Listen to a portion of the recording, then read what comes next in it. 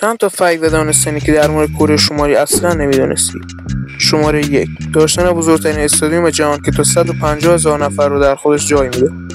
شماره 2، پوشیدن شلوار چین غیر قانونی داخل کشور کره شمالی و شما رو مجرم میدونن. شماره 3، کارگرها اصلا روز تعطیلی ندارن و هر 7 روز هفته رو سر کارن. شماره 4، اکثر گردشگرای کره شمالی مردم چینن و هر سال حدود 5-6 هزار نفر از مردم چین به این کشور سفر میکنن. شماره 5، استخدام تماشاگر برای تشویق در بازی‌های ملی. دولت تماشاگرهایی رو از مردم چین استخدام میکنه تا تیم ملی کره شمالی رو در بازی‌هاش تشویق کنه. شماره 6 رو قبل از اینکه بهتون بگم، اگه فکر میکنید کره شمالی سخت ترین قوانین رو داره، حتما لایک و ساب کنید. شماره 6، قانون حبس سن است بر مجرم. اگر در کشور کره شمالی جرم مرتکب بشید، به غیر از خودتون، فرزند، والدین و یا حتی پدر بزرگتون رو گناه